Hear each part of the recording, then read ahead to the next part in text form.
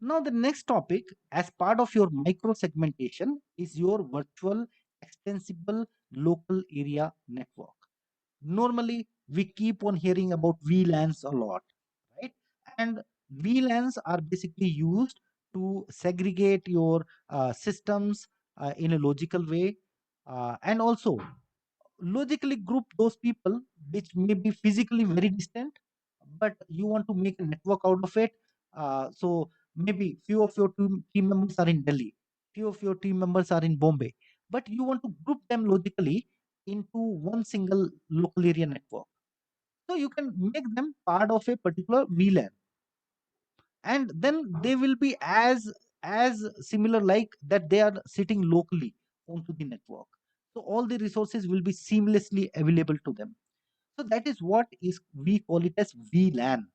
But in this particular case, we are going a step further than VLAN, because VLAN has some limitation. Okay, that is where we are going with VXLAN now. Now, what is VLAN? VXLAN, it is virtual extensible local area network. It is basically a encapsulation protocol and an extension to VLAN, right? So VLAN is an encapsulation protocol that provides data center connectivity using tunneling.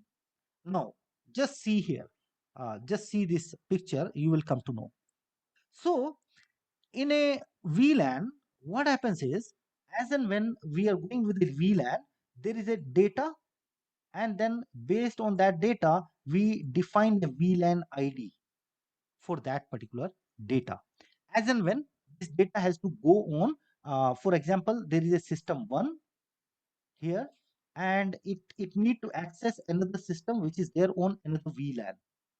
Now, when this system want to access this system, it requires source and destination MAC address, isn't it? So the first request will be to find out the destination MAC address first and foremost. And that is where your broadcast will go to this particular switch, and then this switch will do the broadcast, because it don't know where this particular MAC address might be, under which router this particular MAC address might be. So it is going to broadcast on all the lines which are there, and then the respective switch will take up that request. It will broadcast internally, and then the respective system will respond back to it. The moment the respective system is going to respond back to this particular switch, it is going to tell this particular switch, okay, yes, I hold this particular MAC address, and this is this particular system. And then the communication actually starts. If in case, because these two system might be on same VLAN, what if these systems are not on same VLAN? They are not on same VLAN. Then what will happen? This request will go to a particular router, okay? Or we can have something which is called as inter VLAN routing. That inter VLAN routing will enable this request to go to another computer, isn't it? So in this, what happens is, the idea here is to tell you how the communication happens in a VLAN. So normally every VLAN has a VLAN tag ID, and this VLAN tag ID is 12 bits, and that's a limitation. Why that is a limitation? Because only some around 4094 VLANs you can have. You cannot have more than 4094 VLANs. With the amount of cloud services now coming up, lot of virtual machines coming up nowadays, a single IP, a single server, maybe having one particular IP, may have 100 virtual machines on that, isn't it? So this 12-bit uh, thing is not sufficient. We need to increase it. Okay. So in data center, that is why we came up with something called as VXLAN, which is extended virtual LAN. So in this case, what will happen? Everything is taken inside this, and there will be a 24-bit header which will be put onto this. And in this case, we are not having a direct communication in this like case. There is a data center which is there in Delhi.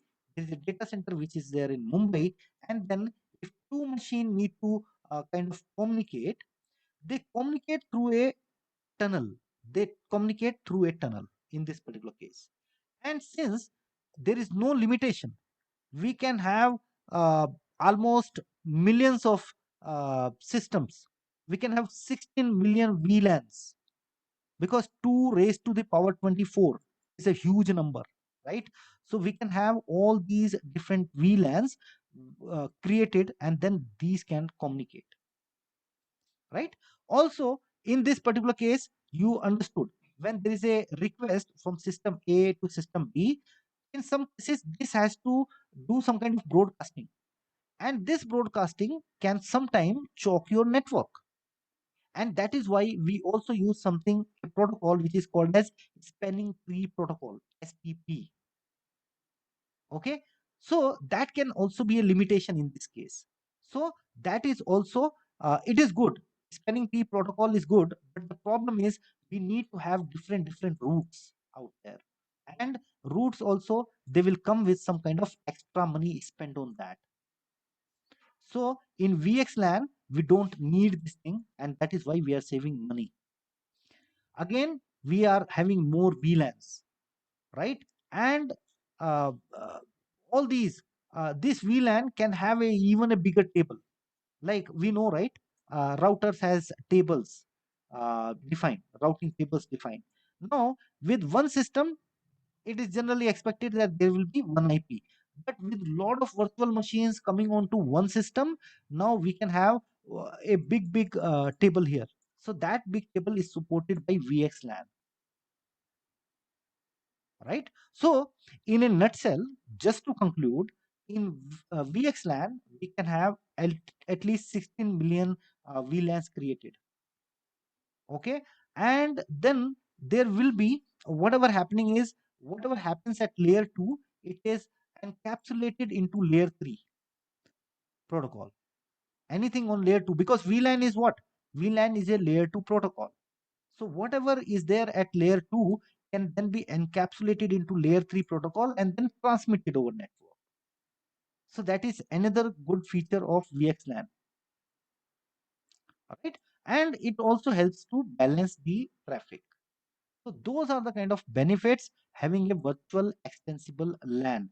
This is majorly used in data center connectivity, because in data centers generally there are huge number of networking devices, and they need to be put in some kind of logical grouping, and then communication need to happen. So VLAN will not be the ideal solution for that. That is where we are using VXLAN as the solution. So that's another thing which is an addition to your CISSP syllabus.